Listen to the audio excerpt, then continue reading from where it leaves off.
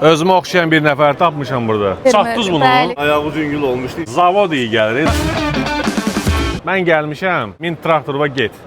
Kənd adamı Prior Leasing'in stendinin qarşısında sizə Prior Leasing'in texnikalarını, avadanlıqlarını göstərəcəm.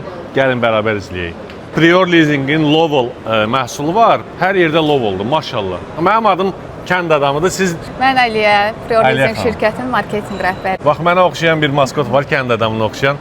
Aliyə xanım, biraz danışın bizə. Prior nə işlə məşğuldur? Leasing şirkəti hansı ki, kənd təsərrüfatı üzrə xidmət göstəririk və ölkənin ən böyük leasing şirkətlərindən biri sayıla bilərik. 40% dövlət subsidiyası sayəsində biz fermerlərimizə dəstək oluruq. Qafqazın ən böyük sərgisidir Kaspian Agro, VIK sərgisi. Burada da müxtəlif markalarımızla çoxsaylı stendlərimizə çıxış edirik. Xüsusi ekskluziv modellərimiz var ki, hansı ki, sırf biz bu sərgidə onları təqdim edirik. Məsələn, Lovol kombaynı. Qarşısında dayandığımız, yaxınlaşaqda, uzaqdan baxırıq elə bayaqdan. Bəli. Hətta bizim satışımızda həyata keçirildi burada. Fermerin yanındasınız da bir sözlə. Yəni, həmişə yanındasınız, dəstək olsunuz. Fermeri də texnika onun sağ əlidir. Burada tanış bir sima görürəm. Qubada görüşmüşdü. Salam əleykum. Salam, salam. Nə var, nə yox? Sağ olun. Elvin müəllim. Elvin, bəli, Elvin. Sizin filialdan hətta bir traktor da satmışdı. İnşallah tez-tez bərəkətli olsun, xeyirli olsun, işiniz çox olsun.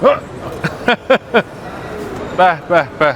Yağın içində buna deyirlər də, hə? Bu traktorun universallığı nədən ibarətdir? Bunu həm bağda, həm sahədə fermer istifadə edə bilər də, düzdür? Motor gücü zadı burada hamısı yazılır. Hamısı qeyd olunub, bəli. 165 at gücü var. Kənd adamının əlindən tutan traktor. Bəs o kombayn var ya, yuxarıda o çuğundur yığan. Bəlkə onu da göstərək yaxından.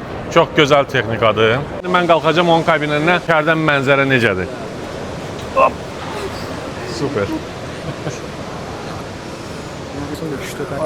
Bunu görmək lazımdır. Bura oturmaq lazımdır. Möhtəşəm.